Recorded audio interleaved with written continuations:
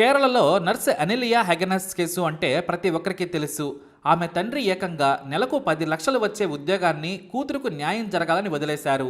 అనిలియా తండ్రి హెగెనస్ జడ్డా నుంచి భార్యతో సహా కేరళ వచ్చేశారు. ఇప్పుడు తన కూతురుకు న్యాయం చేయాలని పోలీసుల చుట్టూ తిరుగుతున్నారు. కోర్టులో కేసు వేసి నా బిడ్డకు న్యాయం చేయాలని ప్రతిరోజు వేదన పడుతున్నారాయన. నా కూతురు నాకు మంచి స్నేహితుడు. పుట్టిన దగ్గర నుంచి నా బిడ్డతో మాట్లాడని రోజు లేదు. ఎన్ని వేల కిలోమీటర్ల దూరంలో ఉన్నా నా బిడ్డ మాట వింటేనే నాకు నిద్ర పట్టేది. నా కూతురు కూడా నాకు మా నాన్న ఉన్నాడని ధైర్యంగా ఉండేది. ఇప్పుడు నాకు నా బిడ్డ లేదని కన్నీరు మున్నీరవుతున్నారాయన. పోలీసులకు ఆమె డైరీలో రాసుకున్న మాటలు కన్నీరు పెట్టించాయి. కానీ శిక్ష వేసేందుకు అది చాలదంటూనే అనిలియాకు న్యాయం చేసేందుకు శాయశక్తులా ప్రయత్నిస్తున్నారు పోలీసులు.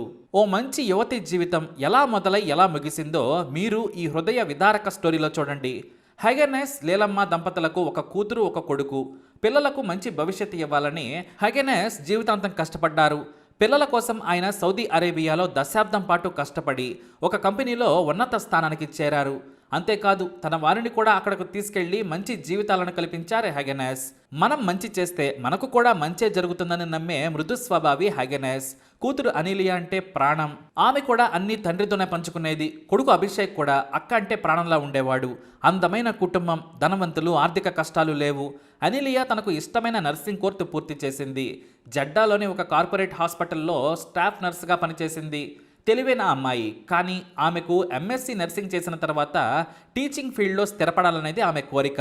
ఇక తండ్రిని చూసి మురిసిపోయేది. ఏ చిన్న సమస్య వచ్చినా సరే చెప్పుకుంటే చాలు రెక్కలు కట్టుకొని బిడ్డ ముందు వాలిపోయేవాడు. మీలాంటి వ్యక్తే నాకు జీవితంలో కావాలి నాన్న. మీరు పలానా వ్యక్తి మంచివాడని చెప్పండి, చేసేసుకుంటాను. మీరు మాకు భద్రమైన జీవితాన్ని ఇచ్చారు. నేను కూడా నా పిల్లలకు ఇలాంటి లైఫ్నే ఇస్తానని చెప్పుకునేది. మీరు చూపించిన వ్యక్తినే పెళ్లి చేసుకుంటానని తండ్రికి చెప్పుకునేది. ఇద్దరూ స్నేహితుల్లా ఉండేవారు. కొడుకు అభిషేక్ సైతం చాలా సెన్సిటివ్, సున్నిత మనస్కుడు. చదువులో అక్కనే తనకి ఇన్స్పిరేషన్. డాక్టర్ అవ్వాల్సిన అక్క కాస్త కష్టపడి ఉంటే బాగుండేదని అనేవాడు. ఇలా లైఫ్ జోష్లో సాగిపోతుంది. 2015లో అనిలియాకు ఒక మ్యారేజ్ ప్రపోజల్ వచ్చింది. తెలిసిన వారి ద్వారా త్రిశూర్లో జస్టిన్ అనే కుర్రాడి గురించి చెప్పారు. అతని ప్రొఫైల్ మ్యాట్రిమోనియల్ సైట్లో ఉంది. ఫోటో బాగుంది. దుబాయ్లో పనిచేస్తున్నట్టు ఉంది. దీంతో తమకు దగ్గరగా కూతురు ఉంటుందని భావించాడు హెగెనస్. ఇతర బంధువుల సాయంతో మాట్లాడి జస్టిన్తో పెళ్లి ఫిక్స్ చేశారు. జస్టిన్ అలీనియాలు మాట్లాడుకొని ఒకరికొకరు నచ్చారు. జస్టిన్ కూడా చాలా మర్యాదగా అనిలియాతో ఉండేవాడు. తనకు మంచి భర్త దొరికాడు. నాకు ఏ సమస్య వచ్చినా ఇక నాన్న స్థానంలో భర్త ఉన్నాడని ఫీల్ అయిపోయింది పాపం. నాన్న దగ్గర ప్రేమ భక్తి ఉంటుంది, భర్త దగ్గర మరింత చనువు ఉంటుందని భావించింది. కానీ నాన్నను ఏ భర్త మాత్రమే కాదు, చివరకు దేవుడు కూడా రీప్లేస్ చేయలేడని అనిలియాకు అర్థమైంది. డిసెంబర్ 16, 2016న జస్టిన్ అనిలియాకు పెళ్ళైంది. ఆ రోజే ఆమెకు సంతోషకరమైన రోజు. హనీమూన్లోనే జస్టిన్ ప్రవర్తన చాలా విచిత్రంగా ఆమెకు తోచింది.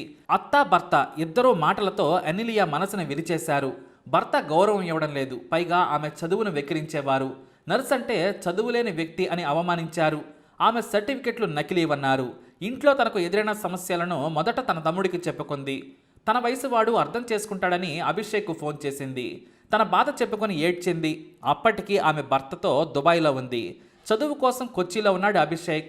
అక్క మాటల్లో బాధ వినగానే వెంటనే నెక్స్ట్ ఫ్లైట్కి వచ్చేయి, వాడు కాతే ఇంకొకడు, నీకు నేనున్నానక్క, టికెట్ బుక్ చేస్తాను, ఏ గొట్టంగాడితో మాటలు పడాల్సిన అవసరమే లేదు, మెడలో కట్టిన తాళి కుక్క గొలుసు కాదు, అత్త మొగుడు హింసిస్తే పడి ఉండడానికని నేను రానా అని ధైర్యం చెప్పాడు. ఆమె తమ్ముడు తొందరపడుతున్నాడని అనిలియా అనుకున్నా నా కోసం ప్రాణమిస్తాడని అభిషేక్ మాటలను చూసి మురిసిపోయింది. తండ్రికి చాలా రోజుల తర్వాత తన బాధ చెప్పుకుంది.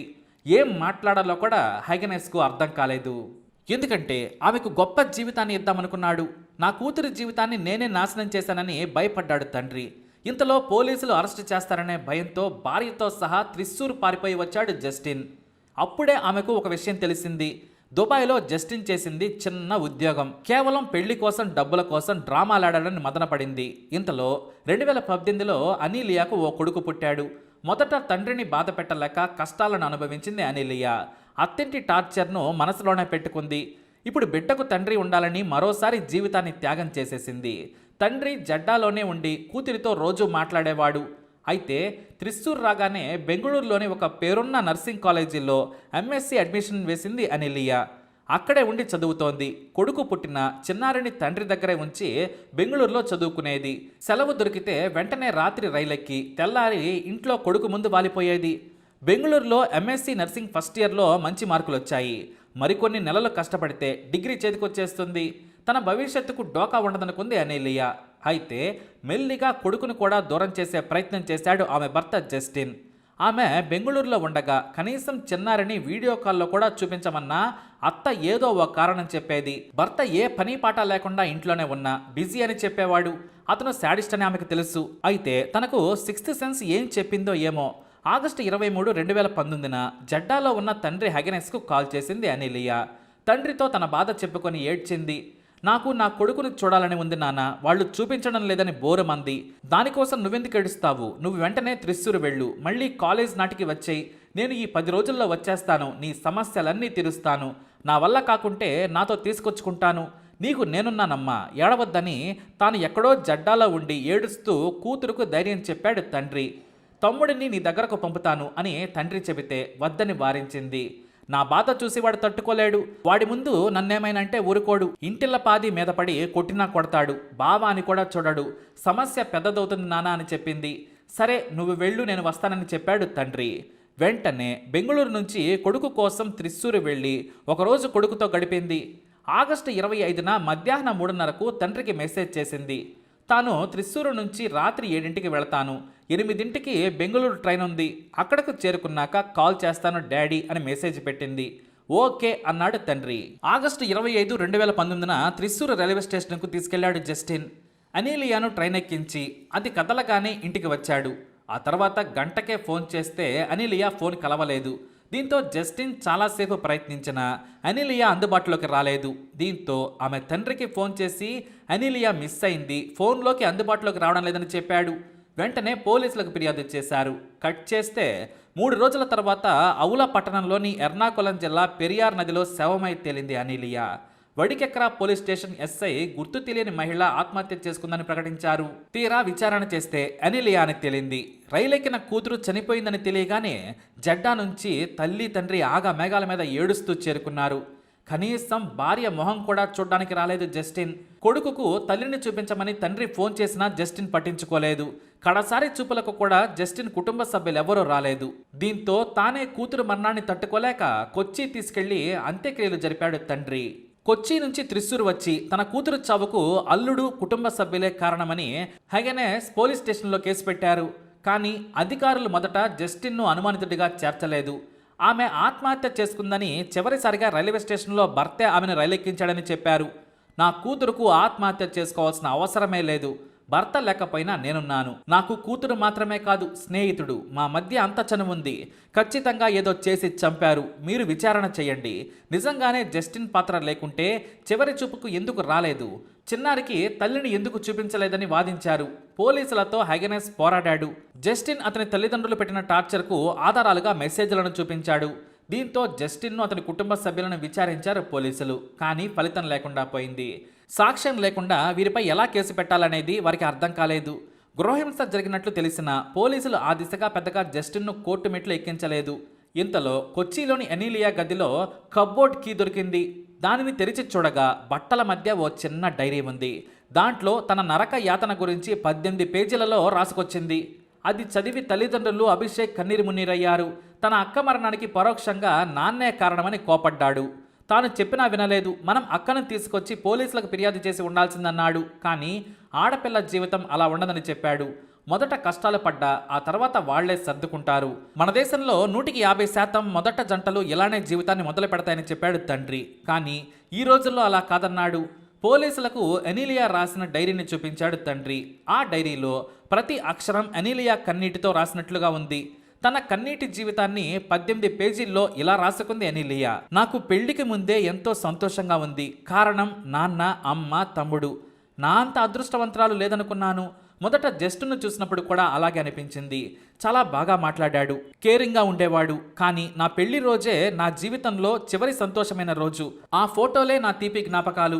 ఇక పెళ్లి తర్వాత దుబాయ్ వెళ్ళిన మొదటి రోజే అత్త మాటల స్వరం పెరిగింది. గౌరవం లేకుండా నోటికొచ్చినట్లు పనులు చెప్పి బెదిరించింది. భర్తకు చెబితే అమ్మ చెప్పింది చేయమన్నాడు. నేను సర్దుకున్నాను. ఇక జస్టిన్కు అసలు ఉద్యోగమే లేదు. కొన్నాళ్లకే తల్లి ఇండియా వచ్చింది. ఇక తన ఇంట్లో తనకు హాయిగా ఉంటుందనుకున్నాను. కానీ మరికొద్ది రోజులకు జస్టిన్ ఏవో తప్పుడు పనులు చేస్తే కంపెనీ నుంచి తీసేశారు. కానీ తాను అడిగితే తిట్టాడు. ఇక తానైనా ఉద్యోగం చేస్తానని అనుకున్నాను. అతను తనకు తెలిసిన వారి ద్వారా దుబాయ్లోని ఓ హాస్పిటల్కు తనకు తెలియకుండానే ప్రయత్నించాడు.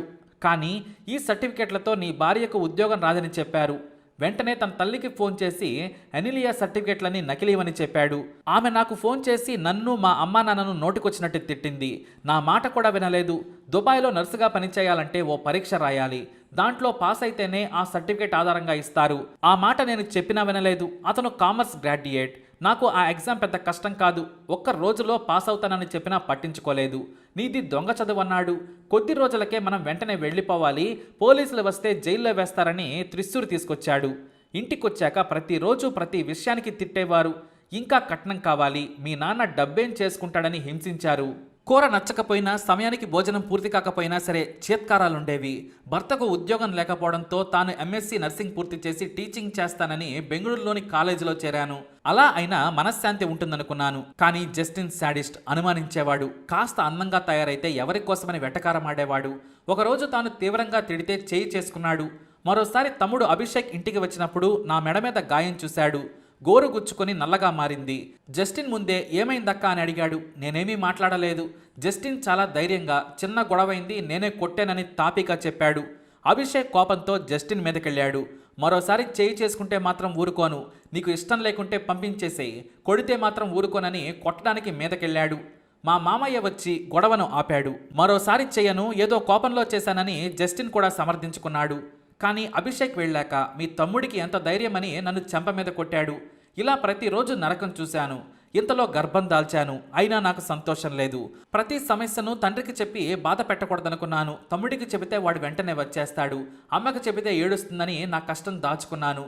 కానీ కొడుకు పుట్టాక వాడి కోసం బ్రతకాలనుకున్నాను. అయితే ఎందుకో జస్టిన్ నన్ను తీవ్రంగా మానసిక వేదనకు గురి చేస్తున్నాడు. నిజం చెప్పాలంటే నన్ను చంపేందుకు కూడా వెనకాడేలా కనిపించడం లేదు.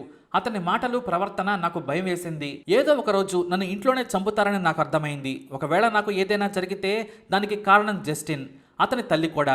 పోలీసులు కూడా దీనినే సాక్ష్యంగా తీసుకోవాలి. ఇది నేను చనిపోయాకే చూడాలని తాళం వేసి కీ కూడా ఎక్కడ పెట్టానో కూడా మా వాళ్లకు చెప్పలేదు. బహుశా నేను చనిపోతే కప్బోర్డ్ను బద్దలు కొట్టి చూస్తారని అనుకుంటున్నాను. తమ్ముడు, నువ్వు సంతోషంగా ఉండాలిరా. నీకు భార్యగా వచ్చే అమ్మాయికి మంచి జీవితాన్నివ్వు. అమ్మా నాన్నను బాగా చూసుకోమంటూ కన్నీటి సంతకం చేసింది అనిలియా. అయితే జస్టిన్ 4 నెలల తర్వాత కోర్టులో లొంగిపోయాడు. భార్య అనుమానాస్పదంగా చనిపోతే అత్తింటి వారిని భర్తను విచారించాలని కోర్టు తీర్పునిచ్చింది. పైగా జస్టిన్ ప్రవర్తన అనుమానాస్పదంగా ఉందని మీరే అన్నారు, ఎందుకు ఆ దిశగా విచారణ చేయలేదని పోలీసులకు తలంటింది కోర్టు. గృహహింస కేసుతో పాటు ఇతర సెక్షన్ల కింద పోలీసులు ఛార్జిషీట్ నమోదు చేశారు. మరి జస్టిన్ను హంతకుడిగా ఎలా నిరూపించాలన్నదే పోలీసుల ముందున్న సవాల్. మరి ఇలాంటి వెధవకి ఏం శిక్ష పడాలి? మీ అభిప్రాయాన్ని కమెంట్ ద్వారా తెలియజేయండి. అలాగే ఇలాంటి ఇన్ఫర్మేషన్స్ కోసం వీడియోని లైక్ చేయండి, షేర్ చేయండి, మా ఛానల్ని సబ్స్క్రైబ్ చేసుకోండి.